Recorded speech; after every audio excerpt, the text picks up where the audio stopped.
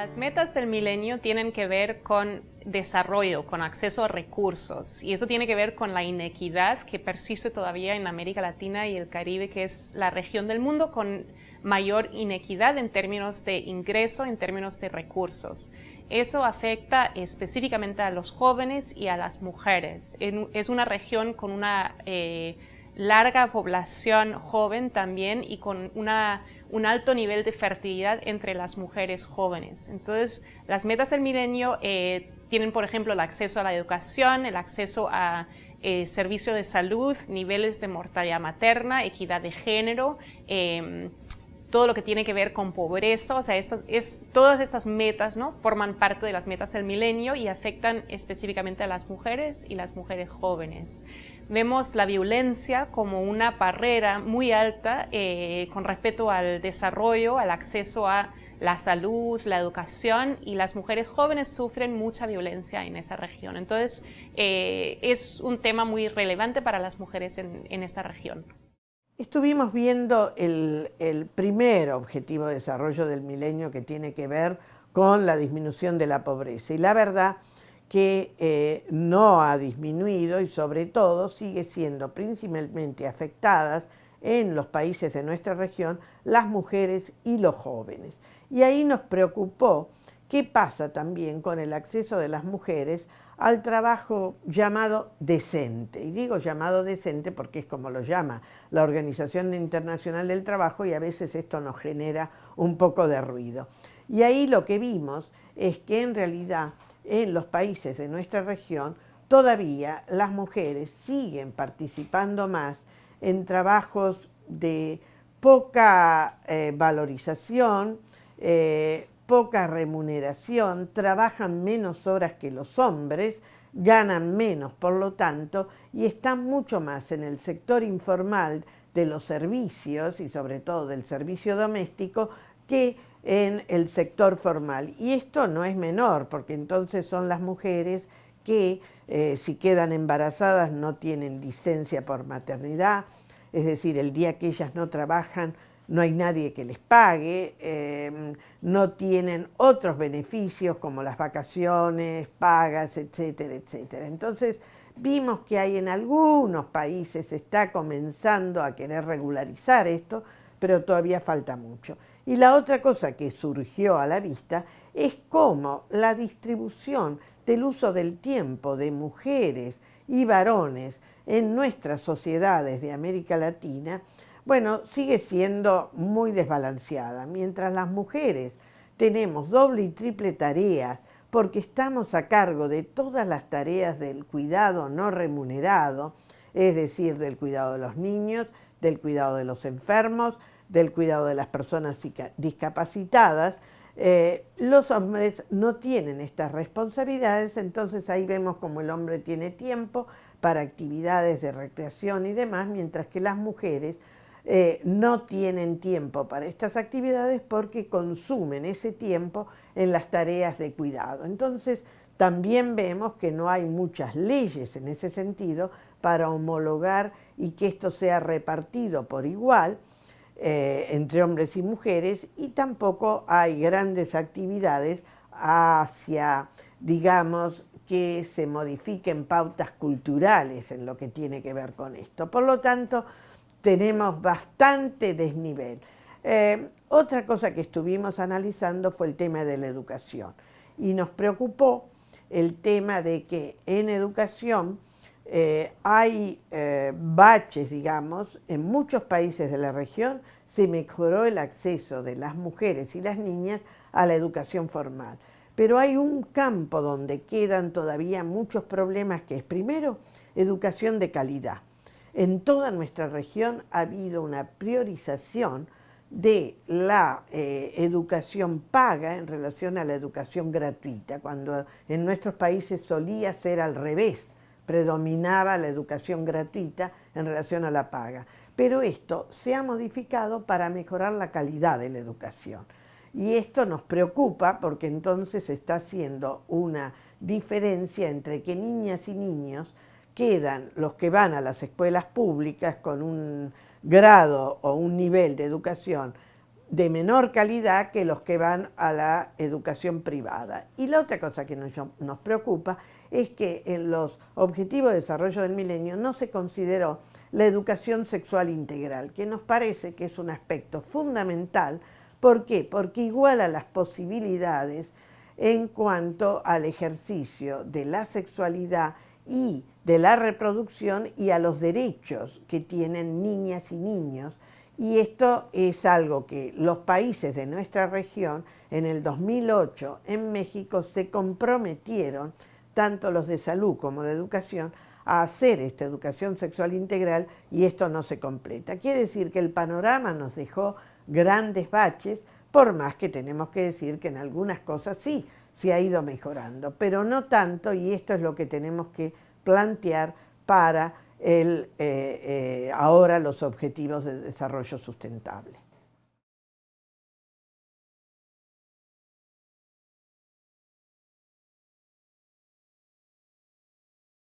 En la Comisión de la Condición de la Mujer tuvimos oportunidad y era nuestro momento para poder decir, bueno, cómo avanzamos en los derechos sexuales y reproductivos, ya que esto es un tema clave para nuestra región.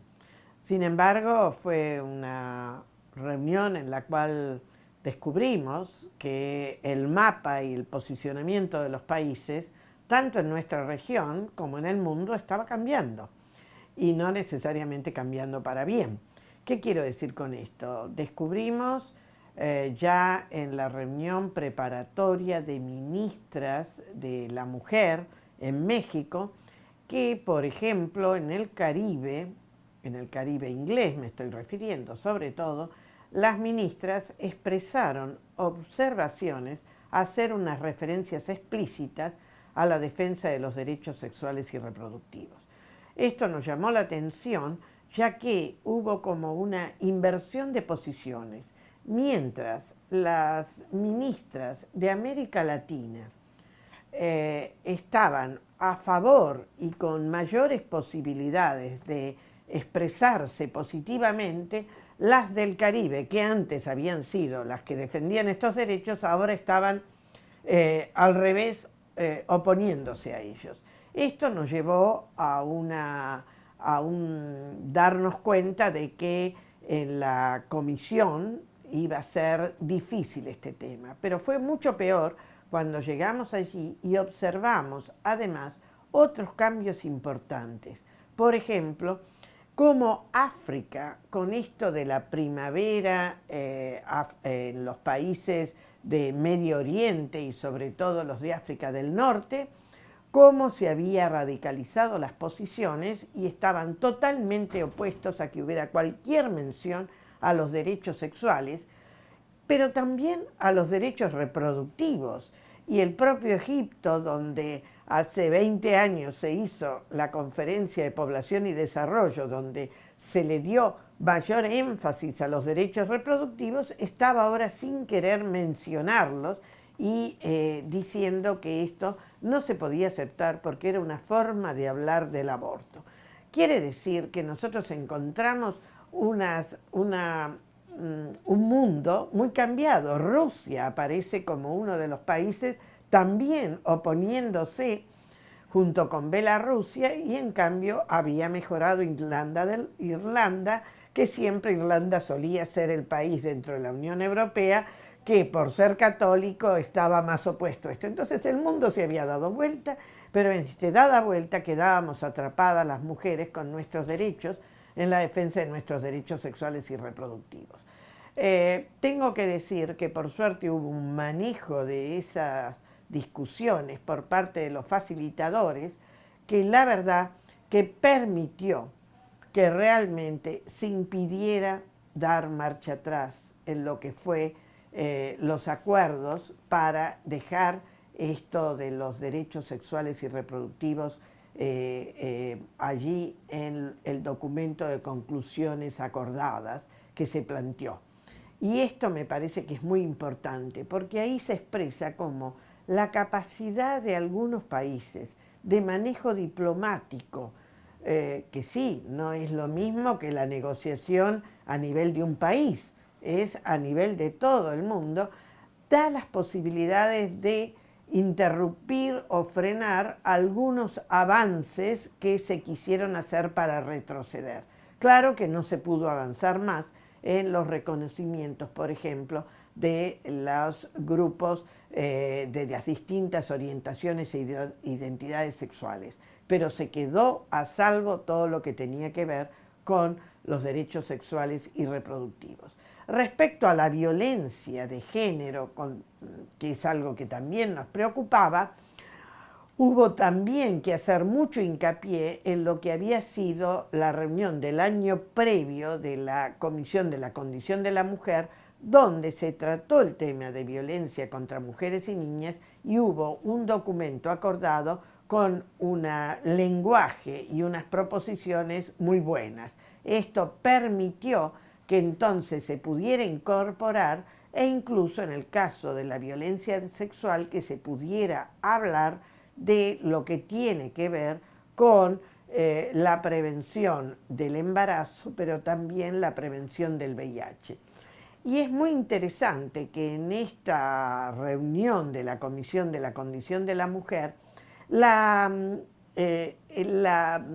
negociación donde sale y se expresa todo esto es en donde se discutió la propuesta de la resolución sobre VIH-Sida. Y digo que es interesante porque normalmente esa resolución se propone a través de los países de África, donde el VIH y el SIDA tienen la máxima incidencia. Y esta vez esa proposición y esos países estaban con posiciones totalmente conservadoras. Entonces uno dice, ¿cómo en VIH-Sida vamos a retroceder cuando siempre el VIH-Sida nos permitió avanzar en esto porque nos ponía en evidencia cómo los derechos sexuales comprometen la salud y compromete el derecho a la salud? Entonces era algo que no podía ser.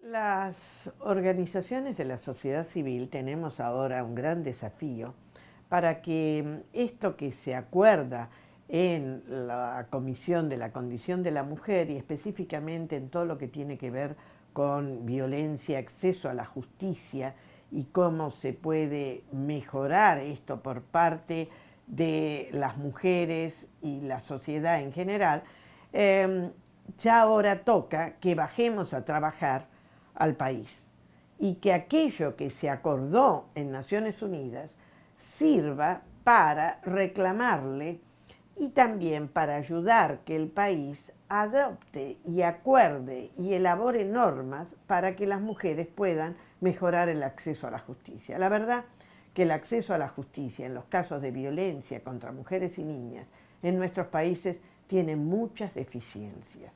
Yo diría que es el punto débil porque en muchos países tenemos leyes, las leyes están, tenemos normas, pero lo que no se hace es implementar.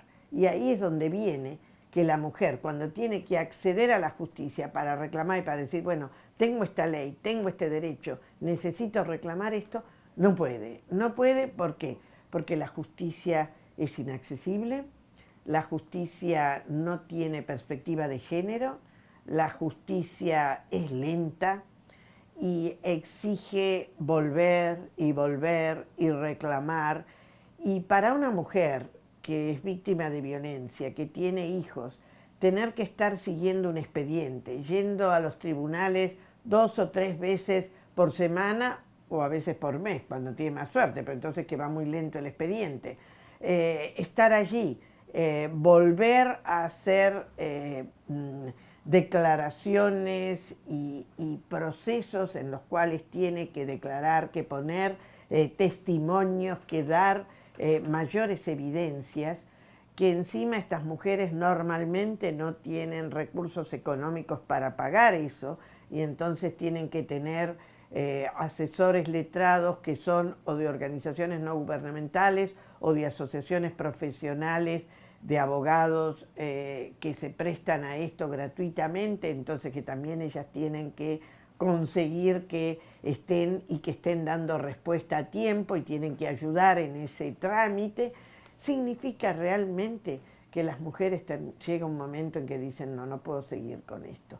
No puedo seguir porque no tengo tiempo, porque no tengo fuerzas, porque no tengo con qué mantener ni con qué seguir con esto. Y la otra cosa también es que los hombres, aunque sean de los sectores más carenciados, por la experiencia laboral y social que tienen más experiencia de acceder a la justicia, porque han hecho algunos litigios, porque han tenido que hacer algunos reclamos, porque tienen sindicatos donde los apoyan y les dan indicaciones. En cambio, la mujer, ama de casa, sola, que nunca ha litigado, que nunca ha accedido a esto, no tiene a dónde recurrir, tiene que ver si hay alguna vecina, algún familiar, algún amigo, alguien que le dice a dónde puede ir, cómo puede hacerlo. Entonces tarda en llegar, después tiene todas estas dificultades. Entonces todo esto es lo que tenemos que tratar de hacer para que se cambie y se modifique en nuestros países. Hay poca experiencia en eso. ¿Por qué? Porque en general para esto no hemos tenido apoyo financiero, las organizaciones que trabajan en esto, no hemos tenido mucha facilitación, porque la justicia muchas veces es un poder que nos rechaza, que no nos acepta como organizaciones de sociedad civil, no nos ve muy próximos. Entonces es todo un ejercicio en el cual necesitamos no solamente tener recursos, sino entrenarnos y ver cómo podemos llegar para que se cambie esto. Las conclusiones que salen de la Comisión del Estatus de la Mujer en realidad no son vinculantes, o sea, no imponen una obligación, digamos, legal en los países, inclusive los países de la región de América Latina y el Caribe. Eso no quiere decir, sin embargo, que no se pueden utilizar los pronunciamientos. Es un pronunciamiento político. Y ahí yo creo que es importante ver cuáles son los países de América Latina y el Caribe que apoyaron a estas conclusiones y cómo utilizar ese pronunciamiento como una indicación de la voluntad política para llevar a cabo todos los compromisos que se hizo en estas conclusiones. Para mí el tema de desarrollo es fundamental cuando estamos hablando de los derechos humanos, ¿no? O sea, muchas veces lo vemos como partes separadas, completamente separadas. Por una parte tenemos el activismo judicial, el activismo legal, donde estamos hablando de la implementación de derechos muchas veces civiles y políticos, y todo lo que tiene que ver con el desarrollo es más un ámbito social y económico. Y ahí yo creo que en América Latina y el Caribe sí hemos visto un avance en lo que tiene que ver con la judicialización, la exigibilidad de los derechos económicos, sociales y culturales, y ahí se ve el vínculo. Y eso tiene que ver en parte de que los problemas en términos de derechos humanos para las mujeres, para los hombres, para todo el mundo en América Latina en este momento, tienen que ver con pobreza. Hay en esta región, yo creo que es 10% de la población en la región tienen 50% de los ingresos y otro 10% tiene 1.5% de los ingresos, ¿no? O sea, 40% de la gente en la región vive en pobreza. Es un tema fundamental para los derechos humanos y para mí es importantísimo crear estos vínculos. Aquí hay un tema de un trabajo que es de capacitación, de entrenamiento, pero también de modificación de las normas de funcionamiento de la justicia y de las fuerzas de seguridad que acompañan y que ayudan a la justicia. Esto exige que se capacite este personal, pero además también existe que se cambien los procedimientos. Todo esto se puede hacer y hay mucha experiencia por parte de organizaciones de la sociedad civil que son expertas en estos temas, que pueden ayudar, pero para eso necesitamos que haya un poder judicial que quiera escuchar, que haya capacidad de apoyo económico a esas organizaciones para que lo puedan hacer. Y esto es lo que tenemos que seguir bregando, y si bien se puso muy chiquito en el texto de la comisión, acordado de la Comisión de la Condición de la Mujer este año, tenemos que resaltarlo para que haya estos apoyos y se puedan concretar.